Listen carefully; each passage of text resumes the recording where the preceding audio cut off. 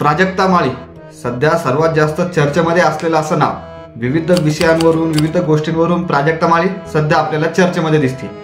सध्याच जर गोष्ट झाली तर नाशिकमध्ये होणारा कार्यक्रम जो की तो रद्द झाला त्याविषयी सुद्धा भरपूर चर्चा झाली. तर विविध गोष्टींवरून प्राजक्ता माळी सध्या आपल्याला चर्चेमध्ये दिसते. प्राजक्ताने भरपूर वेब सिरीज केलेल्या आहेत, भरपूर चित्रपट केलेले आहेत, भरपूर शो सुद्धा केलेले आहेत. परंतु खरी जी प्रसिद्धी मिळाली ती मिळाली महाराष्ट्राची हास्य जत्रा या कार्यक्रमामधून. तसं पाहिलं तर महाराष्ट्राची हास्य जत्रा या शो मधील सर्वच कलाकाराला प्रसिद्धी मिळाली. अतिशय चांगला असा हा शो आहे. सय्यद ताम्हणकर, प्रसाद ओक हे जज आहेत.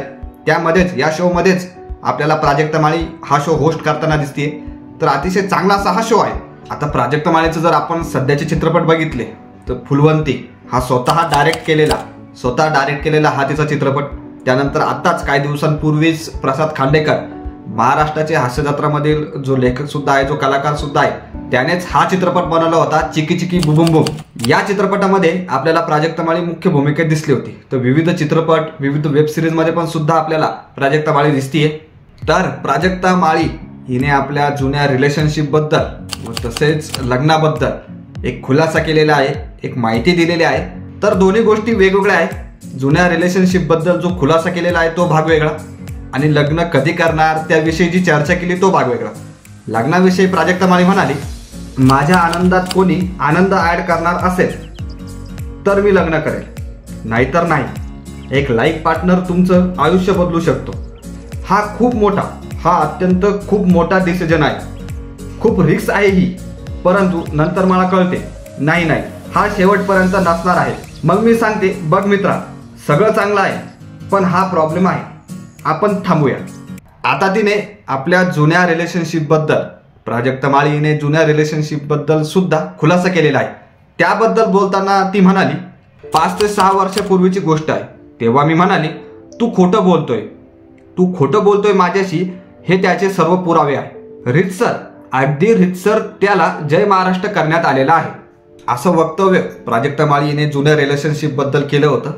आता हे लग्नाविषयी तिने मागे सुद्धा श्री रविशंकर यांना प्रश्न विचारला होता. लग्नाविषयी हा प्रश्न होता की लग्न करणं गरजेचं आहे का. तो हिंदीमध्ये प्रश्न होता खरं पाहिलं तर, की शादी करना जरुरी है क्या. तर नक्कीच त्यांनी सुद्धा याबद्दल उत्तर दिलेलं होतं. श्री रविशंकर म्हणाले होते याविषयी, आनंदी राहणं आवश्यक आहे. लग्न करून आनंदी राहा किंवा न लग्न करता आनंदी राहा, परंतु आनंदी राहा. तर नक्कीच रिलेशनशिप बद्दल असू द्या किंवा लग्नाबद्दल असू द्या, प्राजक्ता माळी सध्या भरपूर चर्चेमध्ये आपल्याला दिसते. आता मागेच प्राजक्ता माळीची संपत्ती किती, प्राजक्ता माळीचे पुढील चित्रपट काय, तर अशी विविध चर्चा, विविध बातम्या पसरताना आपल्याला दिसत आहे. तर नक्कीच भरपूर चर्चेमध्ये सध्या प्राजक्ता माळी आपल्याला दिसते. आता मिळालेल्या माहितीनुसार भरपूर चर्चा ज्या गोष्टीवर रंगते की प्राजक्ता माळीची संपत्ती किती आहे, तर त्यावर एक माहिती मिळाली होती की जवळपास 20 ते 35 कोटी पर्यंत तिची संपत्ती असू शकते. तिचं प्राजक्ता राज हे दागिन्याचं ब्रँड सुद्धा आहे. त्यानंतर फार्म हाऊस आहे एक, विविध शो सुद्धा करते, चित्रपट सुद्धा करते. चिकी चिकी बुम बुम हा मागेच चित्रपट आला. त्यानंतर महाराष्ट्राची हास्य जत्रा हा शो सुद्धा चालू आहे. तर विविध शो तिचे किंवा चित्रपट चालूच आहे.